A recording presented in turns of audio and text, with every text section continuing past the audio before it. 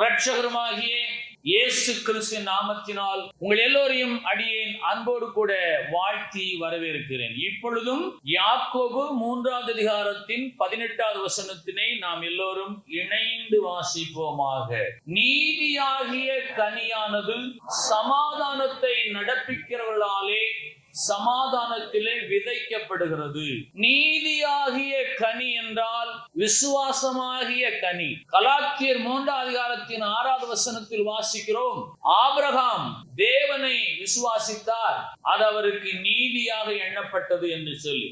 ஆகவே நீதியாகிய கனியானது சமாதானத்தை நடப்பிக்கிறவர்களாலே சமாதானத்தில் விதைக்கப்படுகிறது. நீதியாகிய கனி விசுவாசமாகிய கனி என்பதற்கு ஆதாரம் கலாத்தியர் 5வது அதிகாரத்தின் 22வது வசனத்தில் சொல்லப்படுகிறது, ஆவியின் கனியோ அன்பு, சந்தோஷம், சமாதானம், நீடிய பொறுமை, தயவு, நற்குணம், விசுவாசம், சாந்தம், இச்சையடக்கம்.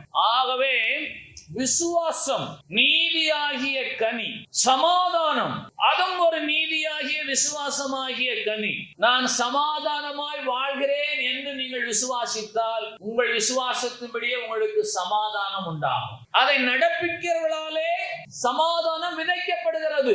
எதிரிகள் இல்லாத நபர்களே கிடையாது, சிருஷ்டிகளே கிடையாது. ஒருவருக்கொருவர் சமாதானமாய் இருந்தால் அவர்களாலே சமாதானம் நடப்பிக்கிறபடியினாலே அந்த சமாதானம் விதைக்கப்படுகிறதா இருக்கிறது. நீதியாகிய கனியானது விசுவாசமாகிய கனியானது சமாதானத்தை நடப்பிக்கிறவர்களாலே சமாதானத்தில் விதைக்கப்படு என்று சொன்னால், உங்களுக்கு வரக்கூடிய பாடுகள், போராட்டங்கள், பலவீனங்கள் மத்தியிலே இயேசுவை விசுவாசித்து சமாதானமாய் நடந்து கொள்வீர்களேயானால் உங்கள் மூலமாய் சமாதானம் விதைக்கப்படுகிறது. இப்ப நீதியாகிய கனி யாரால விதைக்கப்படுகிறது? விசுவாசமாகிய கனி சமாதானத்தை நடப்பிக்கிறவர்களாலே. குடும்ப வாழ்விலே, சமுதாய உறவிலே பாடுகள், துன்பங்கள், துயரங்கள் பெருகும் போது எவர் ஒருவர் இயேசுவை விசுவாசித்து அதை சமாதானமாய் ஏற்றுக்கொண்டு அதை நடப்பிக்கிறார்களோ அவர்கள் மூலமாய் இந்த பூமியிலே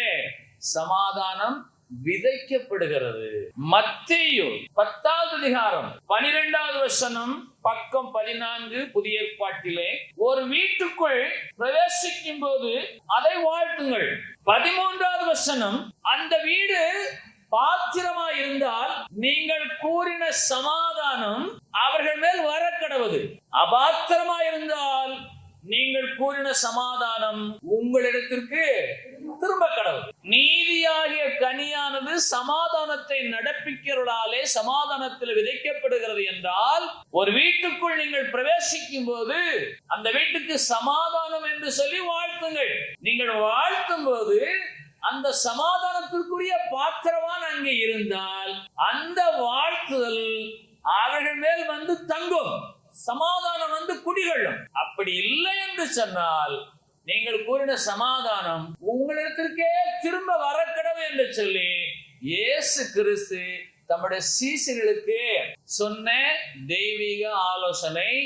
நீங்கள் சமாதானத்தை நடப்பித்து சமாதானத்தை விதைத்து என்னை பற்றி விசுவாசமாகிய கனியை நீங்கள் விதைக்க வேண்டும் என்பதற்காக இயேசு சொல்லுகிறார்.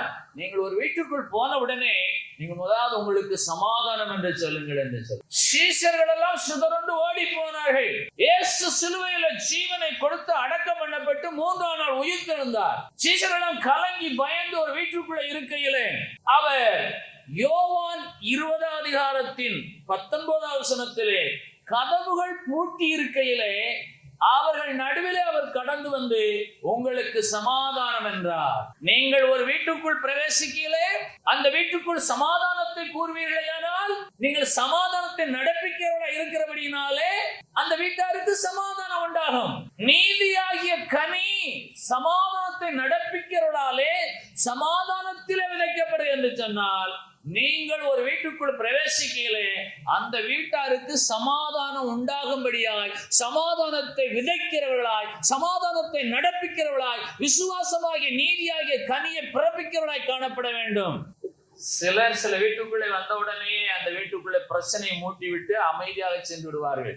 அது ஒரு வாரம் பற்றி எரியும். நீங்கள் ஒரு வீட்டுக்குள் பிரவேசிக்கையிலே அந்த வீட்டுக்கு சமாதானம் என்று கூறுங்கள் சொன்னால், நீங்கள் அவளை பார்த்து என்ன சொல்ல வேண்டும்? நீங்கள் கர்த்தருடைய கிருபையினாலே நலமாக இருக்கிறீர்கள், உங்கள் வீடு ஆசீர்வாதமா இருக்கிறது, எனக்கு சந்தோஷமா இருக்கிறது என்று சொன்னால் அவளுக்குள்ளாக இயேசுவை பற்றி விசுவாசம் வளரும். நாம் வீடுகளிலே போய் அங்கே இருக்கிற டிவிகளை அளப்பது, சோபாக்களை கணக்கிடுவது, பீரோக்களை எண்ணி பார்ப்பது, இவைகளை தவிர்த்து விட வேணும். ஒரு வீட்டுக்குள் பிரவேசிக்கையில உங்களுக்கு என்று கொடுக்கப்பட்டிருக்கிற அந்த வரவேற்பறையோடு நீங்கள் நிற்பது சமாதானமான காரியத்தை கொண்டு வரும். சில பேர் வந்ததே சரின்னு சொல்லி எங்க போவாங்க? நேர கிச்சனுக்கு தான் போவாங்க. போய் ஒவ்வொரு பாத்திரமா திறந்து வைப்பாங்க. எப்படி சமாதானம் வரும்?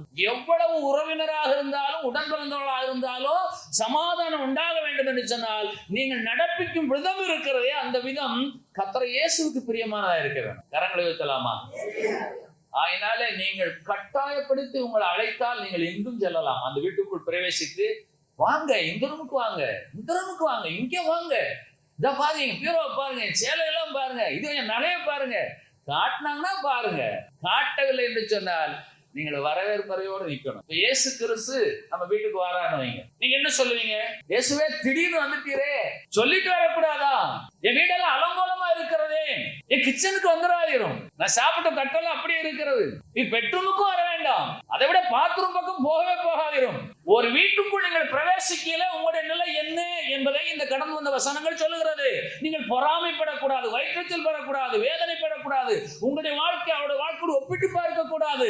நீங்கள் அந்த வீட்டுக்கு சமாதானத்தை கூற வேணும். அப்படிப்பட்ட பிள்ளைகளாலே நீதியாகிய கனி, விசுவாசமாகிய கனி விதைக்கப்படுகிறது. நீங்கள் சமாதானத்தை நடப்பிக்கிறவர்களாய் மாறும்படிக்கு யாக்கோபு 3:18 ஞானத்தை போதிக்கிறது.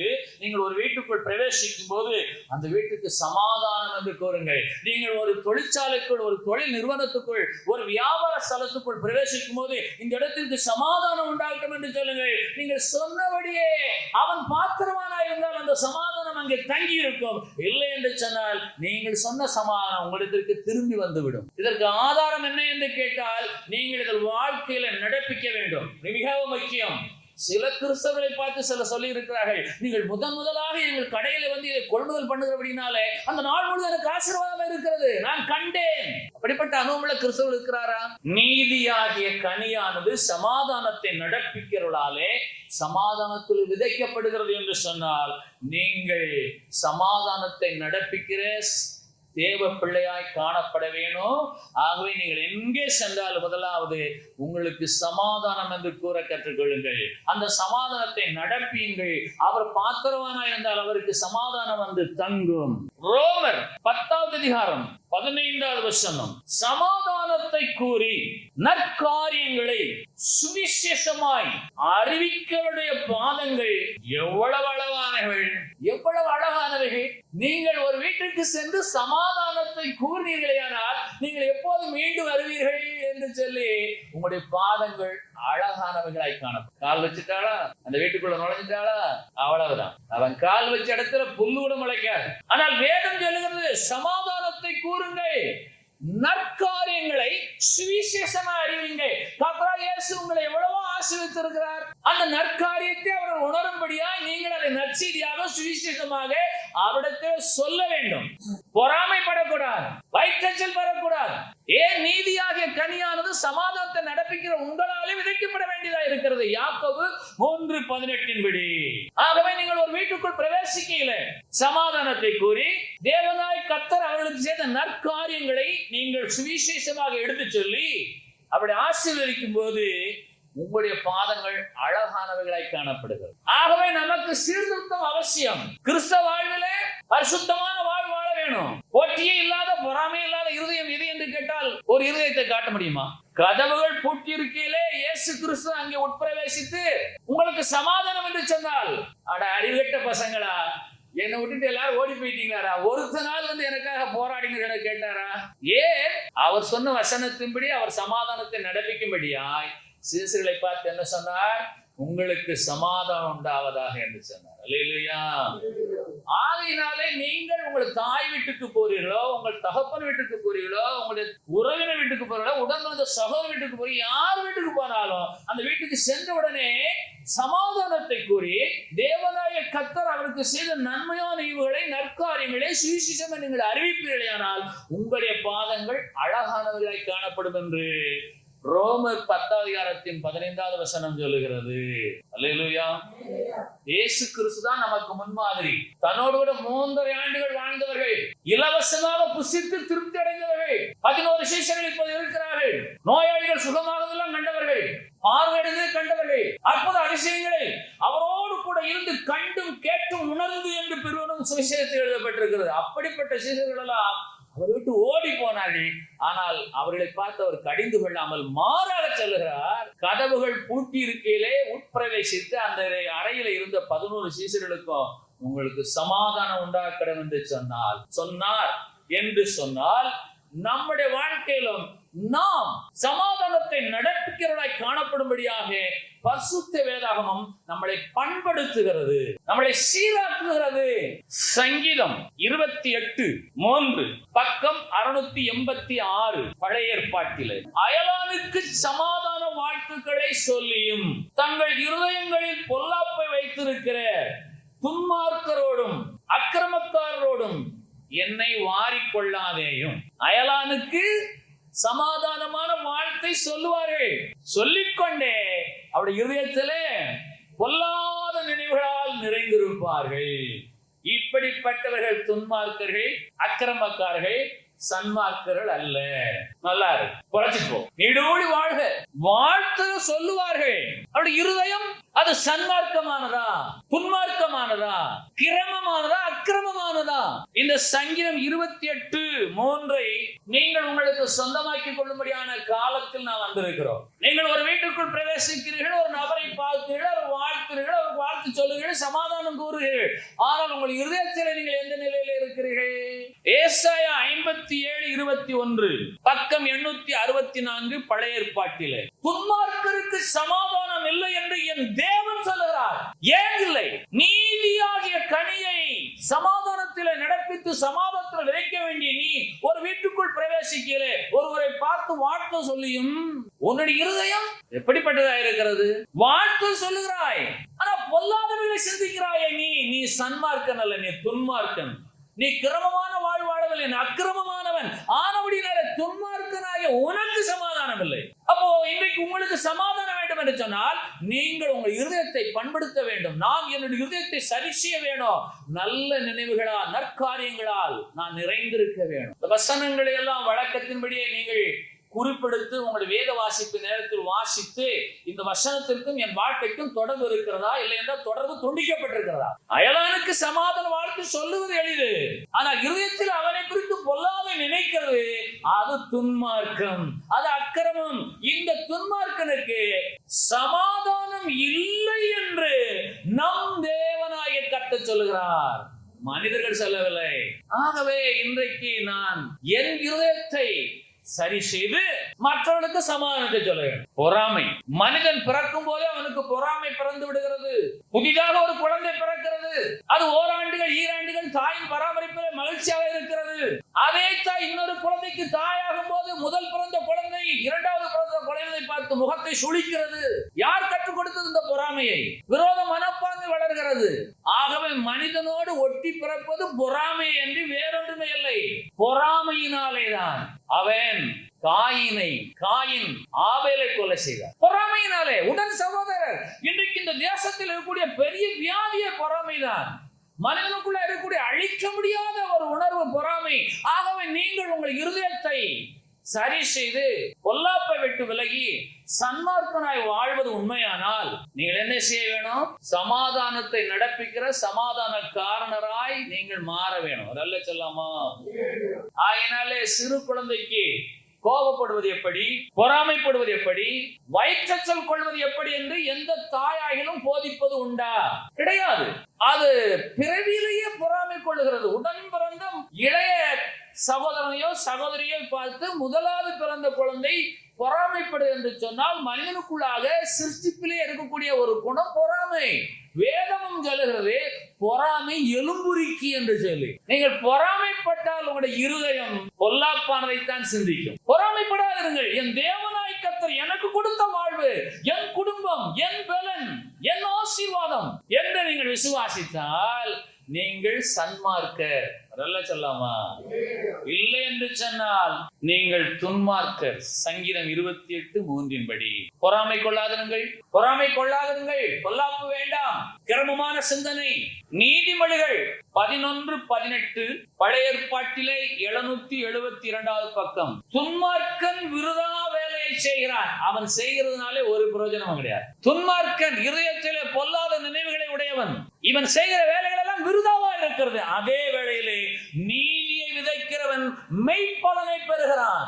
விசுவாசமான வார்த்தைகளை பேசுகிறவன், நீதியாகிய கனியாகிய விசுவாசமாகிய கனியாகிய சமாதானத்தை நடப்பிக்கிறவன், சமாதானத்தில் விதைக்கிறவன் மெய்ப்பலனை பெறுகிறான் என்று சாலமோன் ஞானி மூலமாய் சொல்லப்படுது. உங்களுக்கு மெய்ப்பலன் வேண்டும் என்று சொன்னால் நீங்கள் விசுவாசத்தை விதைக்க வேணும். கர்த்தர் உங்களை அற்புதமாக நடத்துகிறார், கர்த்தர் உங்களை ஆசீர்வதித்திருக்கிறார், நீங்கள் தேவாதி தேவனுடைய ஆசீர்வாதத்தில் இருக்கிறீர்கள் என்று நீங்கள் சொல்ல வேண்டும். அதை நடப்பிக்க வேண்டும், அதை விதைக்க வேண்டும். அப்போது அந்த குடும்பத்திலே நீதியாகிய கனி, விசுவாசமாகிய கனி அங்கே வளரும். அதற்கென்றே கர்த்தர் உங்களையும் என்னையும் அழைத்திருக்கிறார். ஆகவேதான் சீசர்களை பார்த்து சொல்லுகிறார், ஒரு வீட்டுக்குள் பிரவேசிக்கலே அந்த வீட்டுக்கு சமாதானம் என்று கூறுங்கள், நற்காரியங்களை சுவிசேஷமா அறிவியுங்கள், அப்பொழுது என்னை பற்றி விசுவாசம் அந்த குடும்பத்தில் வளரும். ஆகவே ஒரு குடும்பத்தார் எந்த நிலையில இருந்தாலும் நீங்கள் விசுவாச வார்த்தைகளை சொன்னால் மேலும் அது வளரும். அந்த குடும்பத்தின் நிலையை முழுமையா அறிந்து கொள்ள நமக்கு அறிவு போதாது.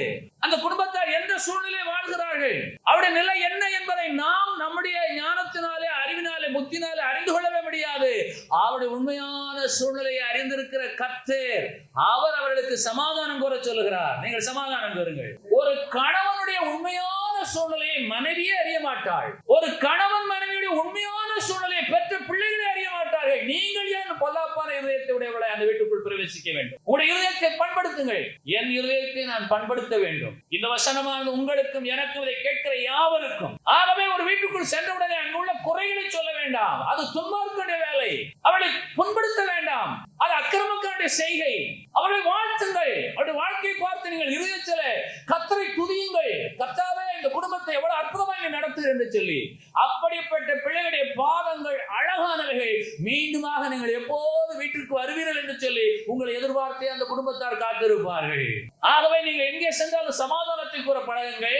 உங்கள் மூலமாய் நீதியாகிய கனியானது விசுவாசத்திலே, சமாதானத்திலே நடப்பிக்கப்படுகிறபடியினாலே, விசுவாச வார்த்தைகளை பேசுகிறபடியினாலே உங்கள் மூலமாக சமாதானம் விதைக்கப்படுகிறது. கிறிஸ்தவ பிள்ளைகள் மூலமாய் இந்த உலகம் சமாதானமான உலகமாய் வாழ ஏதுக்கள் உள்ளது. உண்மையிலேயே ஒரு கிறிஸ்தவர் இன்னொரு கிறிஸ்தவரை பார்த்து சமாதானமாய் விசாரிக்கிறாரா? சமாதானம் உண்டா? நீங்கள் ஒரு வீட்டுக்குள் பிரவேசித்த உடனே ஒரு வீட்டில் ஒரு புதிய பொருளை பார்த்தால் கர்த்தர் சூப்பராக உங்களுக்கு இந்த பொருளை கொடுத்துக்காட்டு நீங்கள் மகிழ்ச்சியோடு சொல்வீங்கன்னா பொறாமை வராது. நீங்கள் சொல்லக்கூடிய வார்த்தை உங்களுக்கு காதுகளிலே போய் உங்கள் முக பாவத்தை நல்ல நிலைக்கு கொண்டு வரும். நீங்கள் தயங்கி தயங்கி பேசினாலே உங்கள் முகத்தை அவர்கள் பார்க்க, அவர்கள் முகத்தை நீங்கள் பார்க்க, உங்களுக்குள்ள உள்ள பொறாமை அந்த முகத்திலே தெரியும். அக்கிரமம், துன்மார்க்கன். ஆனால் நீதியை விதைக்கிறவன் மெய் பலனை பெறுவான் என்று சொன்னால் அந்த பலன் கர்த்தர் இயேசுவிடத்தில் இருக்கு. அல்லேலூயா. எரேமியா 6வது அதிகாரம் 14வது வசனம் பழைய ஏற்பாட்டில் 881வது பக்கம். சமாதானம் இல்லாதிருந்தும் சமாதானம் சமாதானம் என்று சொல்லி என் ஜனத்தின் காயங்களை மேற்பூச்சாய் குணமாக்குகிறார்கள் ஊழியர்கள், விசுவாச பிள்ளைகள். சமாதானம் இல்லாதிருந்தும் என்று சொன்னால் இருதயத்திலே பொல்லாத சிந்தனையுடைய அந்த துன்மார்க்கன் சொல்லுகிற சமாதானம் இருக்கே, அது மேற்பூச்சு, அது குணமாக்காது. மேற்பூச்சாய், மேலோட்டமாய், மேம்போக்காய் சொல்லக்கூடிய வசனம் இல்ல. மெய்யாகவே உங்களுடைய இருதயத்திலிருந்து நீங்கள் சொல்ல வேணும், சமாதானம் உங்களுக்கு உண்டாவதாக என்று சொல்லி. உனக்குள் சமாதானம் இல்லாதிருந்தும் நீ சமாதானம் சமாதானம் என்று சொல்லி தெரிந்தால் அது மேற்பூச்சி, அது காயம் குணமாகாது என்று வேதம் சொல்லுது. உங்கள் பிள்ளையை நீங்கள் வாழ்த்துவதற்கும் அயலானுடைய பிள்ளையை வாழ்த்துவதற்கும் உள்ள வித்தியாசம் உங்களுக்கே தெரியும். உங்க பிள்ளையை நீங்கள் எப்படி வாழ்த்துவீங்க? பத்திரமா போயிட்டு வா, நல்லா படி, நல்லா சாப்பிடு, சந்தோஷமா இரு, அம்மா இருக்கேன், அப்பாட்ட சொல்லி வாங்கி தரேன். இங்க இருக்கக்கூடிய சமாதானம் அது அப்படியே டிரான்ஸ்பார்ம் ஆகி உங்க பிள்ளையோட இதயத்திலே போய் விசுவாசத்தை கொண்டு வருகிறது.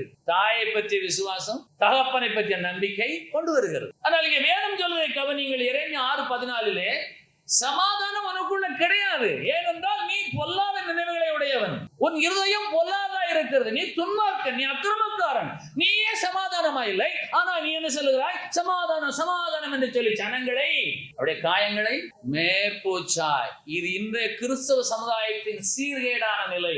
இப்பொழுது உங்களை பார்த்து ஒரு கேள்வி கேட்கிறேன். நீங்கள் எல்லாருமே உண்மையில சமாதானமா இருக்கிறீர்களா? சமாதான குறைச்சல் எல்லாருக்குள்ளே இருக்கிறது. எப்படி என்று கேட்டால், இந்த வீட்டை கட்டினார், மேலே சேர்த்து கட்டியிருந்தால் எவ்வளவு நன்றாக இருக்கும். சமாதான குறைச்சல். அப்பா சாப்பிட எல்லாம் வாங்கிட்டு வந்தார், ஆனா அல்வா வாங்கிட்டு வரவில்லையே. சமாதான குறைச்சல். சமாதானம் இல்லாது இருக்கிறது எனக்குள்ளே. நான் இப்படி இருக்கிறேனே, எனக்கு வருமானம் குறைகிறதே, என் விசுவாச பிள்ளைகளால் எவ்வளவு சம்பாதிக்கிறார்கள், அவர்கள் ஏன் எனக்கு கொடுப்பதில்லை, அவர்கள் ஏன் ஒழிக்கிறார்கள், அவன் நல்லா இருப்பார்களா என்று நான் நினைத்தால் நான் சொல்லுகிற சமாதானம் உங்களுக்கு வேலை செய்யாது. என்று சொன்னால் என் இருதயத்தின் பொல்லாத நினைவை நான் அகற்ற வேணும், நான் சன்மார்க்கனாய் மாற வேணும். எத்தனை பேருக்கு புரிகிறது? இப்படிப்பட்ட வாழ்வு வாழும்படியாய் கர்த்தர் விரும்புகிறார். இதில் எத்தனை பேர் தேர்ச்சி பெறுவார்கள்? நாங்க எத்தனையோ வீட்டுக்கு போறோம், எல்லா வீட்டையும் பார்த்து ஒரு நாளும் பொறாமைப்பட்டதே கிடையாது. சந்தோஷமாக இருக்கிறது. எப்படி இதை உங்களால் செய்ய முடிந்தது? கர்த்தரின் கிருபையை உங்களுக்கு இதை செய்து கொடுத்தது. சரியான காலத்தில் நீங்கள் செய்து முடித்தீர்கள். உங்கள் பிள்ளைகள் வளர்வதற்கு முன்பாக கர்த்தர் உங்களை ஆசீர்வதித்திருக்கிறார், உங்கள் எல்லைகளை பெரிதாக்கி இருக்கிறார். கர்த்தருக்கு நன்றி சொல்லுங்கள். இப்படிப்பட்ட வார்த்தைகளை சொல்வதை தவிர வேறு எதையும் சொல்லுவது கிடையாது. ஏன்? தேவனாகிய கர்த்தரை பற்றி விசுவாசம் இருந்தால் அந்த வார்த்தைகள் வாயிலே வரும், இருதயத்திலே பொல்லாத சிந்தனைகளே வராது. உங்களுக்குள்ளாக பொறாமைகள் இருந்து கொண்டு சமாதானம் இல்லாதிருந்தோ மற்றவர்களுக்கு சமாதானம் சமாதானம் என்று சொன்னால் அவர் காயங்கள் எப்படி குணமாகும்? அதைத்தான் எரேமியா 6:14 கர்த்தர் சொல்லுது. எரேமியாவின் மூலமாக கலாத்தியர் 6:7 பக்கம் 263. மோசம் போகாதிருங்கள், தேவன் தம்மை பரியாசம் பண்ணவட்டார், மனுஷன் எதை விதைக்கிறானோ அதையே அறுப்பான். 8 தன் மாம்சத்துக்கென்று விதைக்கிறவன் மாம்சத்தினால் அழிவை அறுப்பான், ஆவிக்கென்று விதைக்கிறவன் ஆவியினாலே நித்திய ஜீவனை அறுப்பான், மெய்ப்பலனை பெறுவான். கரங்களை வைக்கலாமா? நீங்கள் விதைக்கக்கூடிய வார்த்தைகள் மாம்சத்துக்கு அல்ல, ஆவிக்கு. சமாதானம் என்று சொல்லக்கூடிய அந்த வார்த்தையானது அது ஆவிக்கென்று விதைக்கப்படுகிற வார்த்தை. மெய்யாகவே சமாதானம் உண்டாயிருக்கும்படிக்கு நீங்கள் சமாதானமா சொல்ல வேணும். சமாதானம் இல்லாதிருந்தும் சமாதானம் சமாதானம் என்று சொல்லி என் ஜனங்களின் காயங்களை மேற்பூச்சாய் பூசுகிறார்கள் ஜனங்கள். நீங்கள் அப்படி இருக்கலாகாது. ஒரு வீட்டுக்குள் பிரவேசிக்கல, நற்காரியங்களை சுவிசேஷமாய் சொல்லி சமாதானத்தை கூறி அவர்களை ஆசீர்வதியுங்கள். ஏலாமா? சிரமமா? இயேசுகிட்ட சொல்லுங்க, இயேசுவே எனக்குள்ள இருக்கிற பொறாமை என்னை விட்டு எடுத்து போடும், எப்பொழுதும் நான் சந்தோஷமா இருக்க வேண்டும். தன் மாமிசத்துக்கு என்று விதைக்கிறவன், வயிற்று பாட்டுக்காகவே கர்த்தரை தேடுகிறவன், அதே வேளையில ஆவிக்கென்று விதைக்கிறவன் ஆவியில மகிழ்ச்சி உண்டாயிருக்கும்படிக்கு உங்கள் ஆவியிலிருந்து ஆவியினால விதைக்க வேண்டும். நீங்கள் அயானாவை வாழ்த்தும் போது அவருடைய ஆவிக்கென்று நீங்கள் விதைக்க வேண்டும். உங்கள் ஆவியில அப்படிப்பட்ட சமாதானம் நிறைந்து இருக்க வேண்டும். ஏனென்று கேட்டால் தேவனாகிய கர்த்தர் அவரை பரியாசம் பண்ணுவதை அவர் அனுமதிக்க மாட்டார். ரொம்ப வேதனையான பயமான வார்த்தை. மோசம் போகாதீர்கள், தேவன் தம்மை பரியாசம் பண்ண ஒட்டார். மனுஷர்களாக நீங்கள் எதை விதைக்கிறீர்களோ அதையே அறுப்பீர்கள். ஏசாயா 57:19 பக்கம் 864. ஏசாயா 57:19 பக்கம் 864. தூரமாய் இருக்கிறவர்களுக்கும் சமீபமாய் இருக்கிறவர்களுக்கும் சமாதானம் சமாதானம் என்று கூறும் உதடுகளின் பலனை சிருஷ்டிக்கிறேன், அவர்களை குணமாக்குவேன் என்று கர்த்தர் சொல்லுகிறார். கிறிஸ்துவை விட்டு தூரமாய் இருக்கிறவர்கள், கிறிஸ்துவுக்கு சமீபமாய் இருக்கிறவர்கள், இவர்களுக்கு சமாதானம் உண்டாகும்படியாய் சமாதானம் சமாதானம் என்று கூறும் உதடுகளின் பலன்களை கர்த்தர் சிருஷ்டிக்கிறார். அதன் மூலமாய் அவர்களை அவர் குணமாக்குவேன் என்று கர்த்தர் சொல்கிறார். என்று சொன்னால் நீங்கள் ஒரு வீட்டுக்குள் பிரவேசிக்கும் போது சமாதானம் கூற வேண்டிய அவசியத்தை நீங்கள் உணர்ந்து கொள்ளுங்கள். ஒரு அயலானை பார்க்கும் போது அவனுக்கு சமாதானம் கூறி வாழ்த்து சொல்ல வேண்டிய நோக்கத்தை, அந்த அவசியத்தை நீங்கள் புரிந்து கொள்ளுங்கள். தூரமாய் அநேகர் இருக்கிறார்கள், சமீபமாய் நாம் இருக்கிறோம். நாமெல்லாம் எங்கே இருக்கிறோம்? கிறிஸ்துவுக்கு சமீபமாய் இருக்கிறோம். கிறிஸ்துவுக்கு தூரமாய் அநேகர் இருக்கிறார்கள்.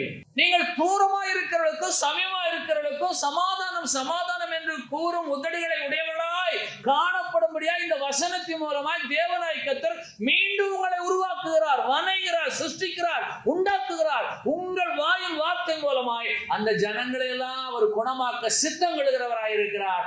ஆனால் சமாதானம் இல்லாதிருந்தும் சமாதானம் சமாதானம் என்று கூறி என் ஜனங்களின் காயங்களை மேற்பூச்சாய் குணமாக்குகிற ஜனங்களை இருக்கத்தான் செய்கிறார்கள். நீங்கள் அவர்கள் அப்படி இல்லாதபடிக்கு உங்களுடைய இருதயத்தில் எப்பொழுதும் விசுவாசத்தோடு ஆவியிலே விதைக்கிறவர்களாய் நல்ல நினைவுகளை உடையவர்களாய் காணப்படும்படிக்கு கர்த்தராகிய தேவனுடைய வார்த்தைகள் இன்றைக்கு நாம் எல்லோரையும் புடமிடுகிறது, பயன்படுத்துகிறது.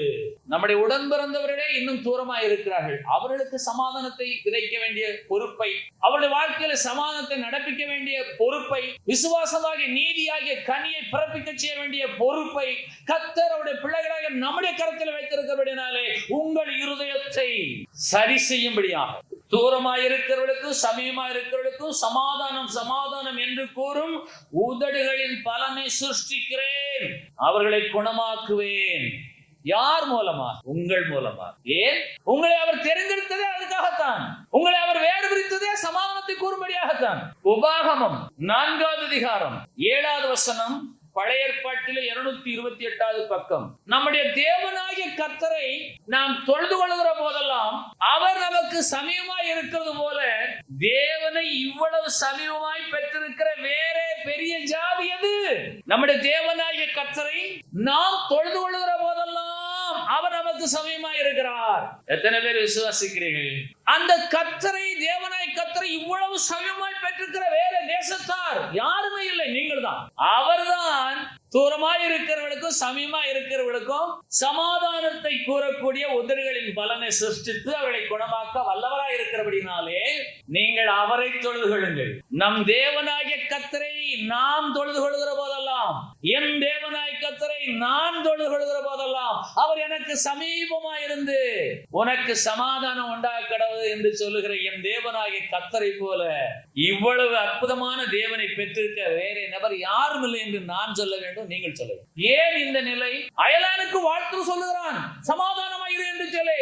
ஆனால் இருதயத்திலே பொல்லாத சிந்தனை இருக்கிறதே, அவன் துன்மார்க்கனாய் இருக்கிறான், அக்கிரமக்காரனாய் இருக்கிறான். அவனையே நீங்கள் நாடுகிறீர்கள்.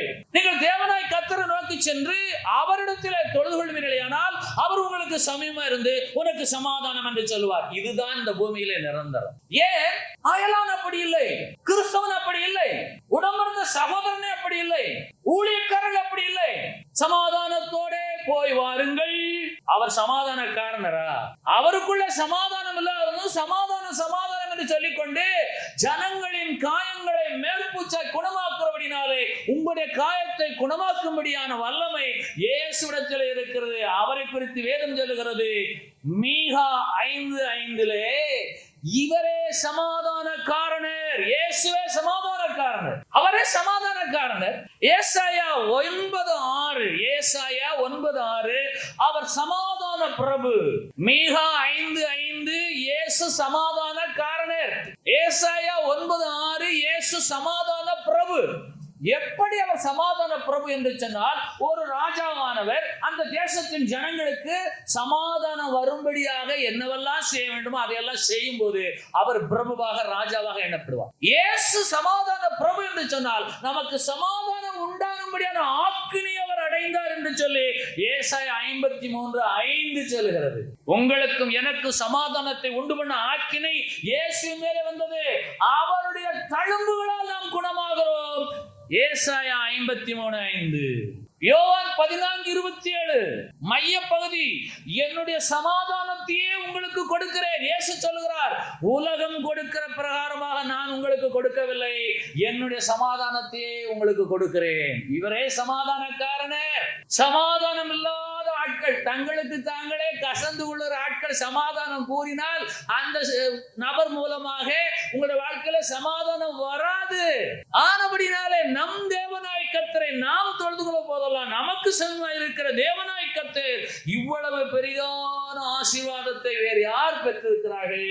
உபாகமம் 4:7. முடிவு என்ன என்று கேட்டால், நீங்கள் உங்களுக்கு சமாதானம் வேண்டி எங்கும் செல்ல வேண்டாம், உங்கள் தேவனாய் கர்த்தரை நீங்கள் ஆவியோடு உண்மையோடு தொழுது கொள்ளுங்கள். செய்கிறவர்கள் யார்? ஏன்? நீங்கள் யாரை நாடி சென்றாலும் அவர் சமாதானம் இல்லாத நபராக இருக்கிறபடினாலே அவர் கூறுகிற சமாதானம் உங்களுக்கு சமாதானத்தை கொண்டு வர துளியளவும் வாய்ப்பில்லை. எத்தனை பேருக்கு புரிகிறது? நீங்க இங்க எல்லாம் என் தமிழ்நாட்டுல எந்தெந்த பாஸ்டர் எல்லாம் சொல்றீங்களா, எங்கெல்லாம் ஓடி ஓடி ஜெபம் பண்றீங்களோ அவர்கிட்ட போய் கேளுங்க, எனக்கு பிள்ளையே இல்லை ஆண்டவரே, சமாதானமா? பிள்ளை இல்ல. உங்களுக்கு சமாதானத்தை கூறுகிற நான் சமாதானக்காரன் அல்ல. நமக்கு சமாதானம் உண்டு பண்ணியான ஆக்கினை அடைந்த இயேசுதான் சமாதானக்காரர். மீகா 5:5, ஏசாயா 9:6 அவர் சமாதான பிரபு. ஆகவே ஏசாயா 53:5 நமக்கு சமாதானத்தை உண்டு பண்ணும் ஆக்கினை இயேசுவின் மேல வந்தது.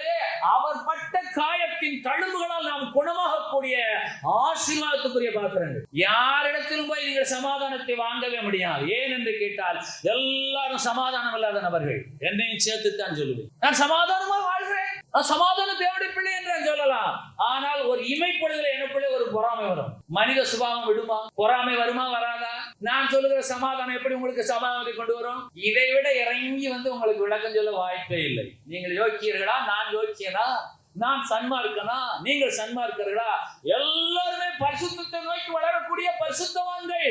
பரிசுத்தத்தில் பூரணப்பட்டவர்கள் யாருமே இல்லை. எல்லாருக்குள்ளும் பொறாமை என்ற ஒரு வியாதி, ஒரு நோய், ஒரு சந்து உள்ள இருக்கிற அந்த ஜந்து, அந்த செல், அந்த கிருமி உள்ள இருந்து கொண்டுதான் இருக்கிறது. ஆனபடியினாலே உபாகமம் 4:7 நம்முடைய தேவனாய் கர்த்தரை நீங்கள் தொழுது கொள்கிற போதெல்லாம் அவர் உங்களுக்கு சமீபமா இருந்து, சமீபமா இருக்கிறவர்களுக்கும் தூரமா இருக்கிறவர்களுக்கும் சமாதானம் சமாதானம் என்று கூறும் உதடுகளின் பலனை பிதாவாகிய தேவன் இயேசுவின் மூலமாய் சிருஷ்டித்து நம்முடைய காயங்களை குணமாக்கக்கூடியவராய் சிலுவையிலே அறையப்பட்டார். அவரே சமாதானக்காரர். ஆகவே சீசர்கள் எல்லாம் ஒரு வீட்டுக்குள் பிரவேசிக்கிறார்கள்.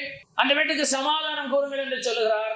சீசர்கள் சமாதான விதைக்கிறவர்கள் அல்ல, சீசர்கள் சமாதானத்தை நடப்பிக்கிறார்கள். ஆனால் அவர்கள் இயேசு நாமத்தினாலே உங்களுக்கு சமாதானம் உண்டாக்கணும் என்று சொல்லுவார்களே. ஆனால் இயேசு சிலுவையிலே சிந்தின ரத்தத்தினாலே உண்டான சமாதானம் அந்த குடும்பத்துக்கு வரும். சீசர்களிடத்தில் ஒன்றுமில்லை, ஊழியரிடத்தில் ஒன்றுமில்லை, விசுவாசத்தில் ஒன்றுமில்லை. சமாதானம், என்னுடைய சமாதானத்தையே நான் உங்களுக்கு கொடுக்கிறேன் என்று சொன்னால், இயேசுக்கு எப்படி சமாதானம் என்று சொன்னால், அவர் எல்லாம் முடிந்தது என்று சொல்லி என்ன சொன்னார்? எல்லாம் முடிந்தது. பிதாவாகி தேவனாகி நீர், குமாரனாகி என்னை எந்த நோக்கத்தோடு இந்த பூமிக்கு அனுப்பினீரோ அவை எல்லாவற்றையும் நான் செய்து முடித்தேன் என்று சொல்லி அந்த மன நிறைவோடு தன் ஜீவனை விட்டார். அதுதான் அவருடைய சமாதானம். இன்னைக்கு நாளை சாக போறதை பார்த்து கேளுங்கள், நீங்கள் எப்படி இருக்கிறீர்கள்? நிம்மதியே இல்லாமல் தான் நான் சாகிறேன், எனக்கு சமாதானமே கிடையாது, நான் சேர்த்த சொத்துக்களை எல்லாம் விட்டு செல்கிறேன், என் வீட்டில் இருக்கக்கூடிய ஆடம்பரமான பொருட்களை எல்லாம் விட்டு செல்கிறேன், என் மனைவி விட்டு செல்கிறேன், பிள்ளைகளை விட்டு செல்கிறேன், நான் சாக போகிறேனே என்று கலங்குகிறேன். சமாதானமா? எல்லாம் முடிந்தது என்று சொல்ல முடியுமா? ஒருவராலும் சொல்ல முடியாது. இயேசு ஒருவர் தான் சொன்னார், எல்லாம் முடிந்தது. ஏன் இந்த வார்த்தை சொல்ல வேணும்? என்னை குறித்து நீ வைத்திருந்த திட்டத்தை எல்லாவற்றையும் ஒன்றும் பழுதலாமல் எல்லாவற்றையும் செய்து முடித்தேன். சமாதானம் சமாதானம் என்று கூறும் உதடுகளை உடையவனாய் வாழ்ந்து அநேக ஜனங்களுடைய காயங்களை குணமாக்கி இப்பொழுது சிலுவையிலும் உம்முடைய திட்டத்தை நான் நிறைவேற்றும்படியாக என் ஆவியுடைய கரங்களை ஒப்புவிக்க என்று சொல்லி மகா சத்தமாய் சொல்லி அவர் ஜீவனை விட்டார். அந்த ஜீவனால இன்றைக்கு நான் ஜீவனோடு இருக்கிறேன். எல்லாரும் முழங்கால்